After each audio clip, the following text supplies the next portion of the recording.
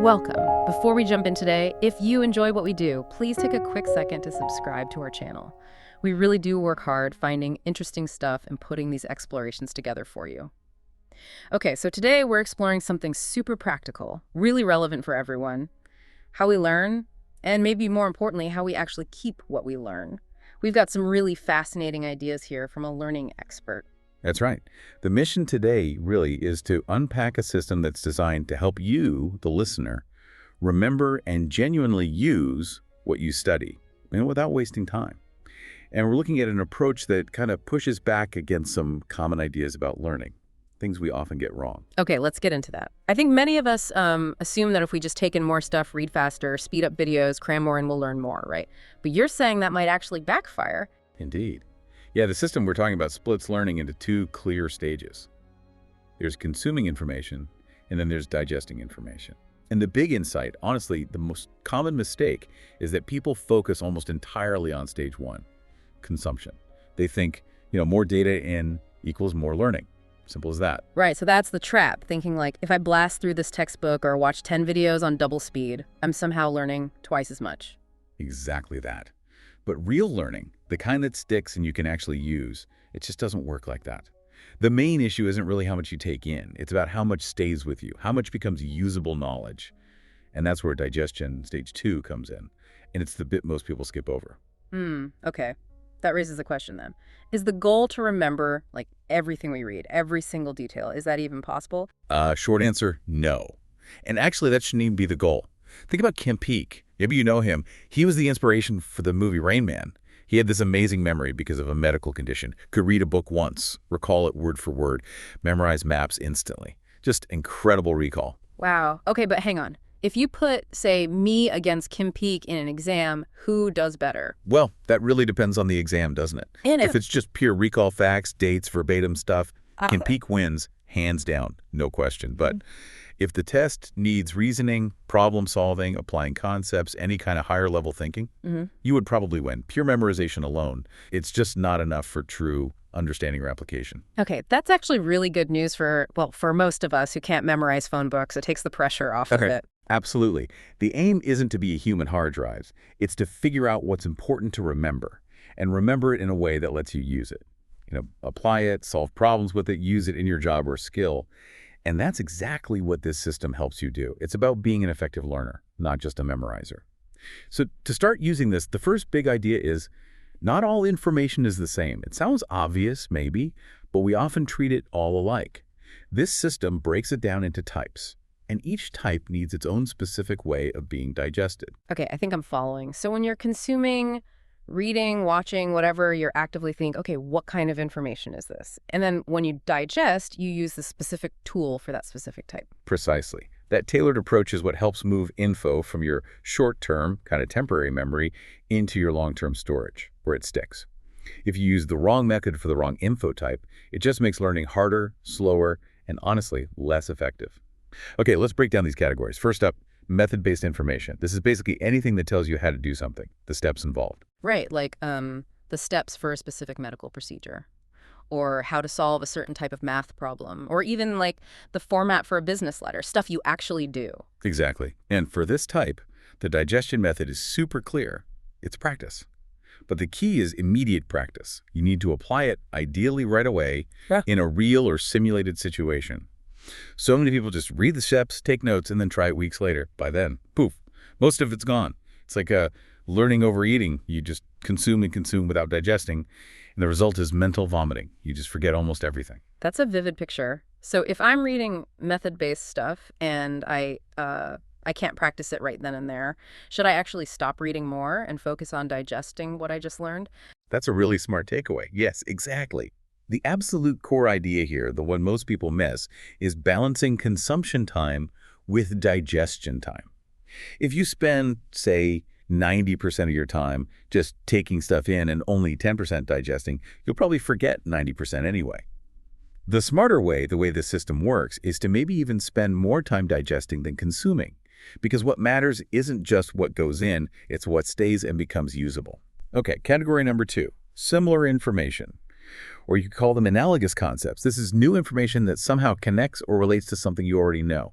It happens all the time, especially in school or complex fields where ideas build on each other. Oh, that's interesting. So as you're learning something new, you're actively scanning your brain, asking, hey, does this remind me of anything I already get? Yes, during consumption, you're hunting for those similarities. Then, once you find one, the digestion method is to critique it. Don't just say, oh, this is like that. Ask yourself, okay, how exactly are they similar? But also, crucially, how are they different? Where does this comparison, this analogy, kind of fall apart? I can see that. Like the classic plant cell is like a factory analogy. You list the similarities, energy production, different departments, but then you critique it. A factory has a boss, maybe marketing. The cell doesn't. So you see the limits of the comparison. Exactly that. Critiquing it like that really deepens your understanding. It forces you to pay closer attention to the details of the new information. And it helps you remember it better. Why? Because you're hooking the new stuff onto existing pathways in your brain. Makes it easier to store, easier to find later. Research backs this up strongly. Making connections boosts memory. Yeah, but I could see how making up these analogies, especially critiquing them, might feel a bit, I don't know, forced. Maybe even a little silly, especially if you're used to just being given analogies by a teacher. That's a common feeling. And actually, Jay Silson, the expert here, says that unnaturalness is a good thing. Our brains don't automatically make these deep, critical connections. They take the easy path. So by forcing yourself to do this structured comparison and critique, you're pushing your brain. You're creating that necessary challenge, that mental struggle. And that's when real, solid learning happens. Even if an analogy seems totally ridiculous, the effort of making it and picking it apart works. Our brains have limits. These methods help us work around them. All right, category 3, conceptual information. If method-based was how to do, this is what is. Okay, so facts, theories, principles, explanations, things like understanding what limits mean in calculus, or the theory of social inequality, or how the immune system actually functions, the big ideas. Yes, exactly. And for conceptual stuff, the digestion method is mind mapping or mental mapping. So instead of just linear notes, bullet points, you create a visual network showing how concepts connect to each other. Ah, okay. Thinking bigger picture. This sounds like the difference between just knowing facts and actually being an expert, right? Someone who can start anywhere in their field and explain how it all connects, not just recite things in order. That's a great way to put it. That's precisely the idea. A novice often learns concepts in isolation. An expert sees the network. So understanding insulin isn't just one node. Your mind map would link it to diabetes types, effects on organs, maybe its chemical structure, how it's produced, a whole web. So the goal isn't perfect word-for-word recall of a definition, but understanding the concept and its web of connections. And you keep adding to this map, refining it, connecting new stuff back to old stuff. Yes, absolutely. And that constant revision, adding links, refining connections, that increases the mental struggle we mentioned. The good kind. Your brain's active engagement. It forces you to integrate information, which leads to better, faster learning because you're building stronger, more interconnected pathways. Moving on, category 4, evidentiary information. This is basically facts that serve as proof or evidence for your conceptual understanding. Got it. So, like, the specific date World War I started to support a point about its causes, or the exact results of Pavlov's dog experiments when explaining classical conditioning, the specific data points. Exactly. The digestion method here is store and practice. Storing means, as soon as you encounter these specific facts during consumption, get them out of your head and into a second brain. Flashcards, notes apps, a dedicated notebook, whatever works for you, immediately. This frees up your working memory for the bigger concepts. Then practice means challenging yourself to use that stored evidence. Try to explain the concept using the data. Solve a problem that requires those facts. Maybe even try teaching the concept to someone else and see if you can pull up the supporting evidence correctly. You can do this practice later, maybe end of the day or week. But quick note, don't spend too much time here. Most effort should be on the first 3 categories: methods, similarities, concepts. Those build the foundation. And finally, category 5, reference information. This is the really specific, detailed stuff you often just have to memorize verbatim, straight recall. Ah, okay. Like memorizing the periodic table elements, or the exact name of a gene for a biology exam, Right. or maybe a specific physics constant. Stuff you just need to know on demand. Precisely. And the digestion method is also store and practice, like evidentiary info.